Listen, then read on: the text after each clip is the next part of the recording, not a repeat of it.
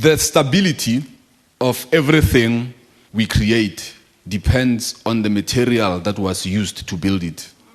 Amen. The strength of a house is not in its plan, but in its building material. No matter how beautiful it looks, if the material which was used to build it is not strong material, we are not assured of its stability. And in life, one of the things you must understand is that in one way or another, we are building something.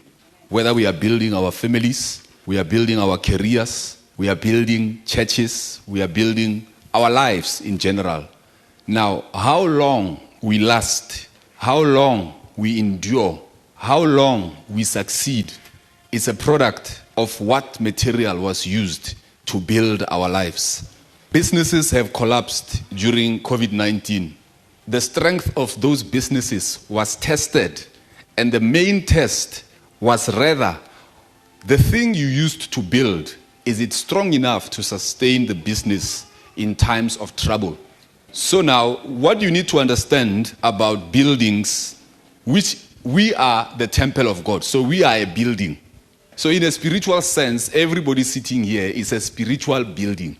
Now, how long you last is determined by what material was used to build you. Many people are outlasted by their problems. Marriages don't fail because marriage is a bad thing. The Bible says 2 is better than 1. So God, according to him, marriage is a good thing. But marriages fail because the material used to join that couple cannot sustain it in times of trouble. So I'm sharing tonight, building on the word. Why must we build on the word?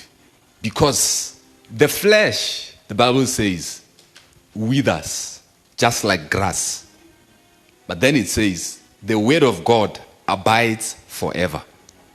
So which means that if you are building your life and you don't use the word of God, you won't last. If you are building a business and you don't build it on the word of God, that business cannot outstand the pressures of life. If you are building a family and there is no pillars of the word of God around your family, it's only a matter of time that when pressures come, you will not stand. For instance, the Bible says that if a family is going to last long, till death does it part. 1, husband, love your wife.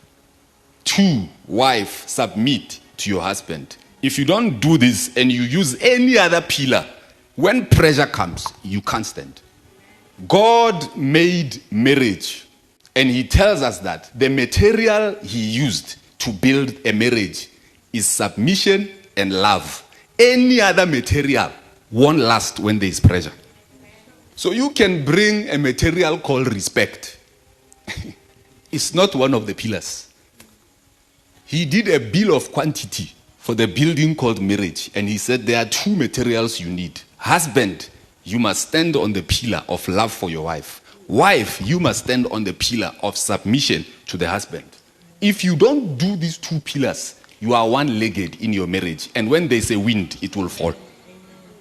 You can build your marriage with roses, but when there are pressures of life, the roses will develop thorns and prick you, because that's not the bill of quantity that God intended when he made marriage. The Bible says, wisdom builds her house and has hewn her systems on 7 pillars. Which means, if you are going to build something that will last, just like God, it has to have pillars to the degree of its size. So for marriage is 2.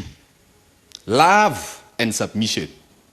The pillars of success financially, let's make an example, are very simple. It's written in the Bible. Give, it shall be given to you. It didn't say pray. So if you want to prosper financially, the law of that, the pillar that supports that idea is the law of giving.